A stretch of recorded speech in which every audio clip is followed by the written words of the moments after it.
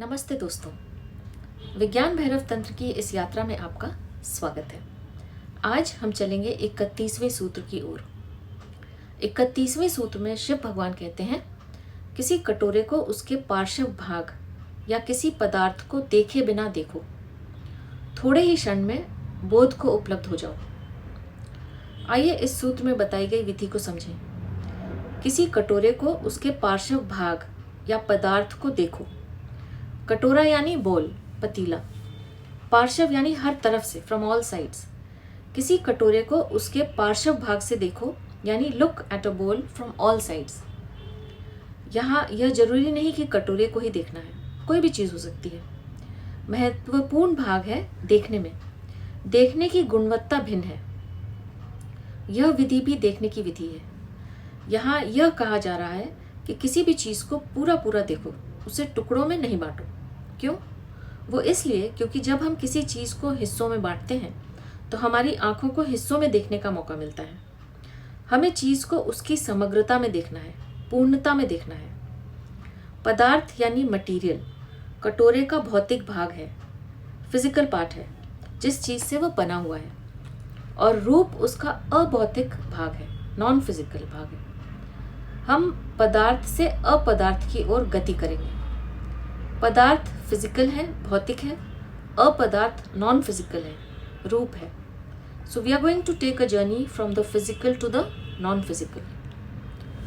हमें पदार्थ की तरफ देखते देखते उसके पूर्ण रूप को देखना है, फिर पदार्थ को भूल जाना है, केवल रूप बचेगा। जब ऐसा होगा तो हम अब पदार्थ को नहीं देख रहे हैं, कटोरे के संपूर्ण रूप को देख रहे हैं। तो इसका मतलब है कि हमने गति बंद कर दी और आंखों ने क्या किया, वो स्थिर हो गई। जैसे ही आंखें स्थिर होती हैं, आंखों की गति बंद हुई और हम स्थिर हुए, तो हम एकाएक स्वयं के प्रति, अपने प्रति बोध से भर जाएंगे। किसी चीज़ को देखते देखते हम अपने को जान लेते हैं, क्योंकि आंखों को अब बाहर गति करने की गुंजाइश नहीं है। रूप को समग्रता में ले लिया गया है, इसलिए अब हम उसके अंश में नहीं जा सकते। हमने पदार्थ को छोड़ दिया और शुद्ध रूप को ले लिया। स्वयं के प्रति जागना जीवन का सर्वाधिक आनंदपूर्ण क्षण होता है। यही समाधि है। पहली बार हमारा जानना कि हम कौन हैं बिजली की कौंध की तरह प्रकट होता है। ऐसा क्यों होता है? जब हम कटोरे को देखते हैं तो हम कहाँ देख रहे हैं? बाहर। हम बाहर देख रहे हैं। चेतना बाहर गति कर रही है। और फिर जब हम उसके पदार्थ को नहीं देख रहे हैं, केवल उसके शुद्ध रूप को देखेंगे, तो एक क्षण आएगा जब हमारी चेतना बाहर बहना बंद कर देगी, क्योंकि हमने उसे मजबूर कर दिया है। अब कटोरा वहाँ होते हुए भी हमें नहीं दिखेगा, क्योंकि अब चेतना मुड़ चुकी है। किस तरफ? भीतर की तरफ। इस क्षण हम अपने प्रति बोध से भर जाएंगे। कटोरा वहाँ है, मगर हमारे लिए वह नहीं रहेगा। इसलिए कहते हैं कि संसार माया है। जब हम स्वयं को जान लेते हैं तो जगत नहीं बचता, जगत नहीं रहता हमारे लिए।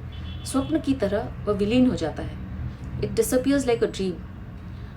यह बहुत ही सरल विधि है, कठिन बिल्कुल भी नहीं है।